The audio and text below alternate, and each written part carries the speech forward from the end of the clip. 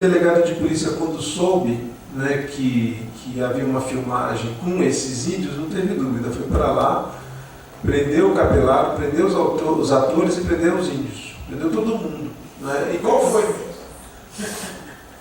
eu não sei se eu tenho aqui, mas assim, que é curioso também, que é o seguinte, que é dizer qual foi a justificativa. Isso está documentado, né? Não com documentos de autos, enfim, mas o que foi trazido como depoimento à imprensa. Ele diz, não, é mais um filme que vai passar a falsa impressão no exterior de que o Brasil ainda é um país de bugres. E tem muito forte isso na crítica de época, essa ideia. Por isso que esses filmes têm esse discurso muito reiterativo de uma modernidade, né, no caso do filme do Pedro Lima, aqui no Rio de Janeiro, o que é diferente em relação aos filmes que nós vimos, é que você tem arranha-céus, digamos assim. Então, você tem prédios, então, altos, e aí a câmera tem vários momentos em que a câmera procura dar conta disso, né, que ela sai do chão e vai para o alto, ou vice-versa, que é uma outra dinâmica, né, de registro da cidade. Então, esses cinegrafistas, eles sabiam muito bem o que eles podiam ou não podiam filmar, por conta dessas situações, né? Se você era um cinegrafista local, obviamente ou passou por isso, ou alguém que você conhece passou por isso, não é esse tipo de situação em que o delegado de polícia, né, vai lá e censura. Isso só vai mudar no Brasil em 1932, quando no governo Getúlio Vargas a censura é nacionalizada, né, e ela fica num primeiro momento sob os cuidados do Ministério da Educação e Saúde, passando em 1934 para o Ministério da Justiça. E em 1932, pela primeira vez, tem uma legislação protecionista em relação ao cinema, e se institui a obrigatoriedade de exibição de um curta antes de um longa, e esse curta tem que ter um caráter educativo. E aí você passa a ter um controle também sobre essas imagens, óbvio, né? É um outro tipo de controle. Mas você tem casos e mais casos, enfim, de situações de censura, não é? de cortes que são derivados, não é, dessa postura, não é, que se traduzia numa verdadeira ojeriza à presença de negros, de pobres, de índios e de tudo aquilo que fosse sinal do nosso atraso, né?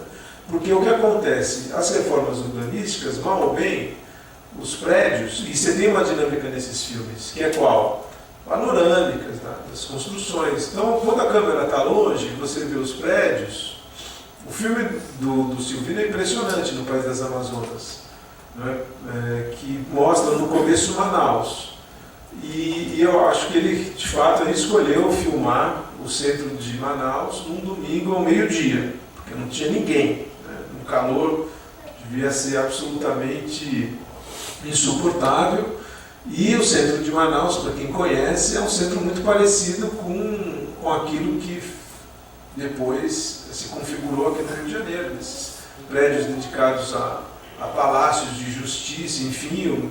O mais importante nesse sentido é o Teatro Amazonas, encravado lá na floresta, né? Então, se você vê o filme, você tem uma impressão de que Manaus é aquilo, quando a gente sabe que mesmo hoje não é, né? E nesses filmes o que você percebe é que são filmes que têm uma preocupação muito descritiva, né, da arquitetura e do que é traço de intervenção urbana. O plano aéreo é isso naquele filme de 41, né? Ou mesmo os planos em que a câmera se encontra numa posição mais elevada. É para mostrar o que é traço da intervenção urbana, que no Rio foi muito forte, muito marcante, todo mundo bem sabe disso. Então, essa dinâmica, não é, de uma certa maneira, consegue às vezes fazer com que, se o público e o elemento popular apareça no plano geral, né? Nunca aparece no detalhe. E você, no próprio curso, além das crianças, que elas se intrometem, né? Mas está na rua, é difícil você cortar. Elas se intrometem, né?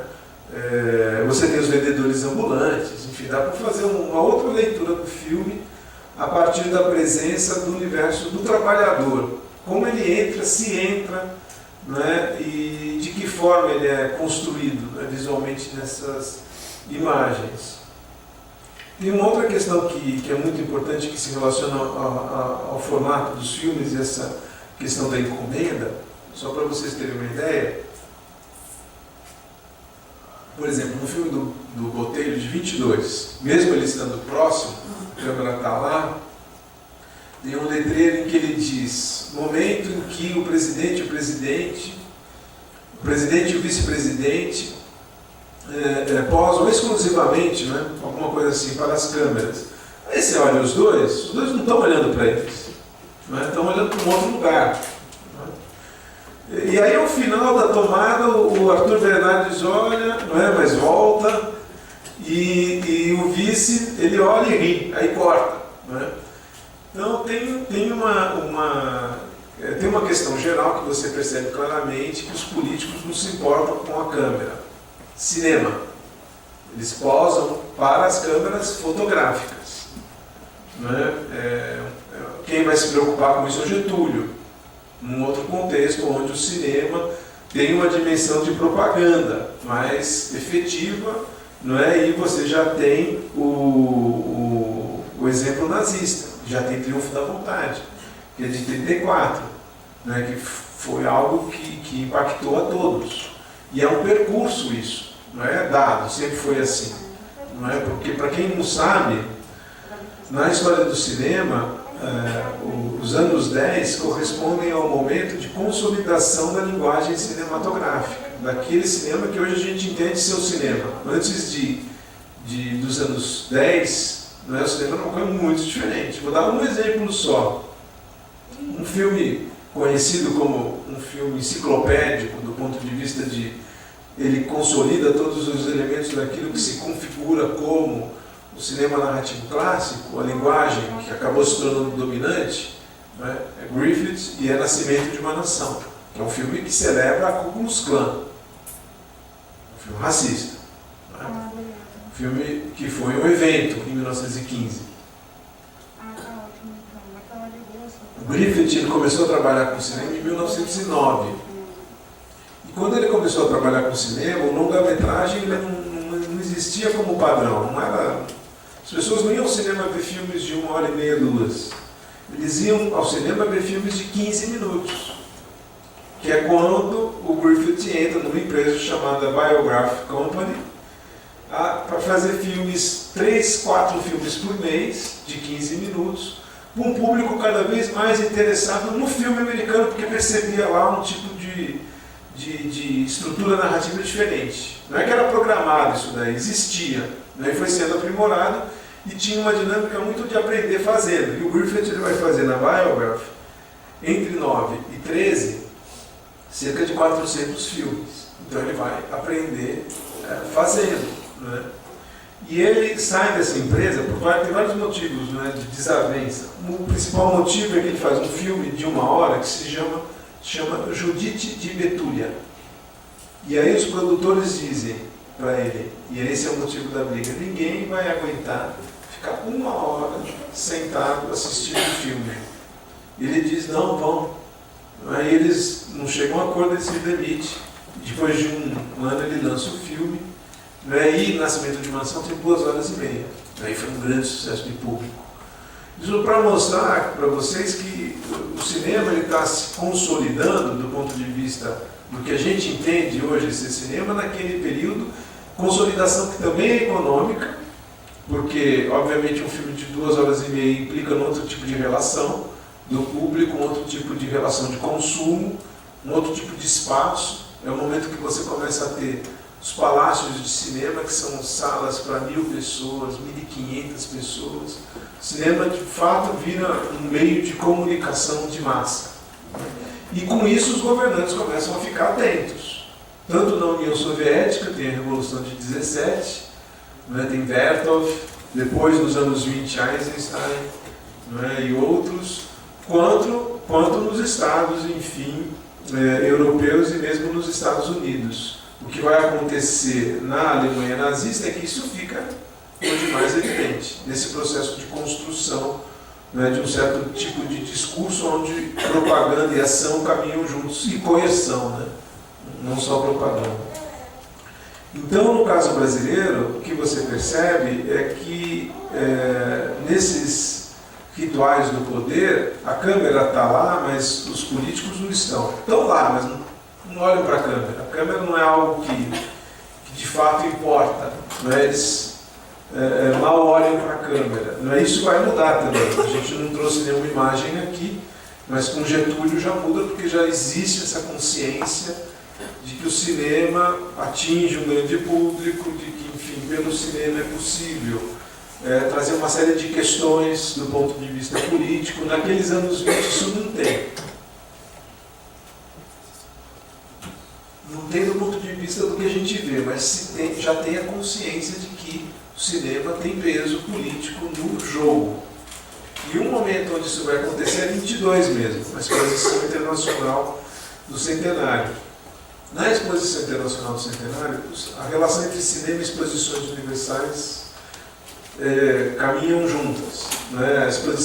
A primeira exposição universal é de 1851, em Londres, e esses espaços foram pensados, né, como espaços, né, de celebração do capitalismo, como espaços de celebração dessa concorrência, né, porque como na exposição internacional que vocês viram aqui, tem pavilhões de diferentes países, os países no fundo competem entre si, simbolicamente, né, no espaço da exposição, porque no mundo real era uma carnificina, né, que vai chegar à Primeira Guerra Mundial e depois à Segunda.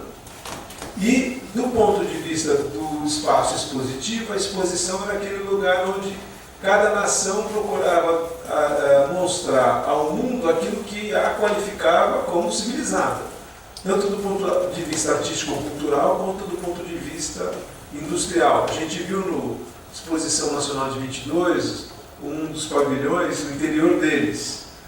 Não é? E aí uma máquina gigante, enfim, tinha de montes, né? Fazia parte do jogo.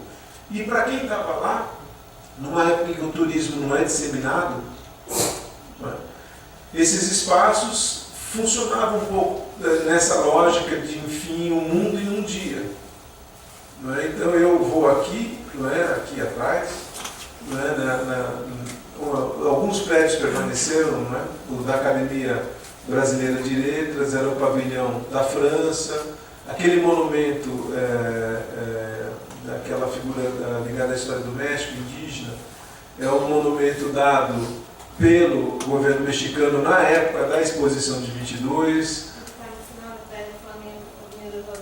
Isso, também o Museu da Imagem do Som, aquela sede, era o pavilhão do Distrito Federal, né? Faz parte da lógica também das exposições que muita coisa seja temporária, mas no Brasil, de uma maneira geral, tudo é muito temporário, né? E vocês sabem disso, a exposição de 1889 em Paris, uma das construções foi a Torre Eiffel, que era para ser temporária, não era para ficar para sempre, ficou, né?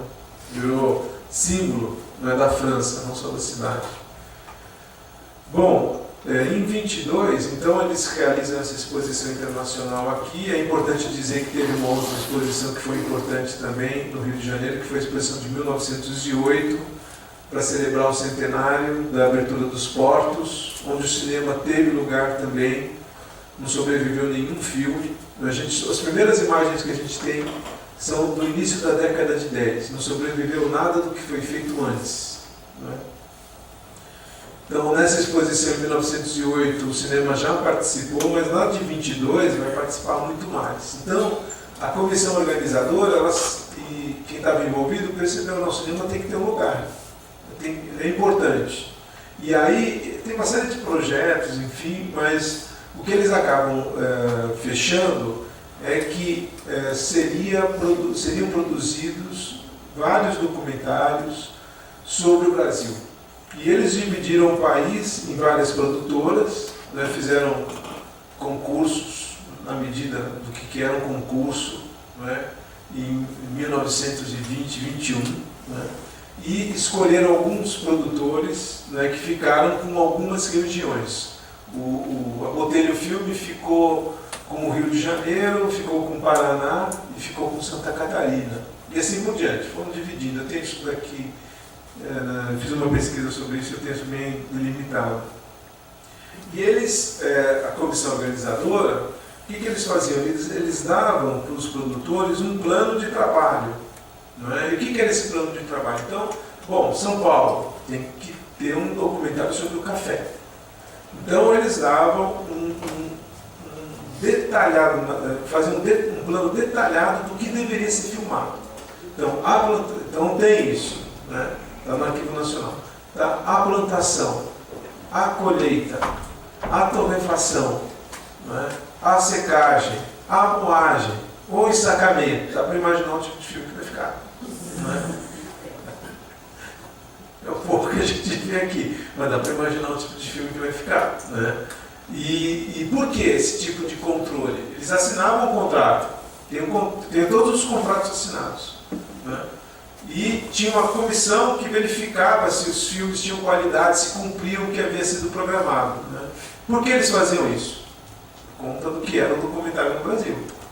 Esse medo, ainda num evento que é feito para o mundo, de que esses filmes nos traíssem, né? Mostrassem, né, que no fundo não merecíamos estar, né, onde aquelas elites governantes imaginavam que nós deveríamos estar. Né? E são feitos mais de 140 filmes. Então se percebe a importância, né, do cinema, do ponto de vista político. E os cinegrafistas, então o que eles faziam? Eles recebiam aquele contrato, um plano de trabalho por temas, assinavam e se comprometiam a entregar num determinado período, antes, de preferência, da exposição começar. Obviamente,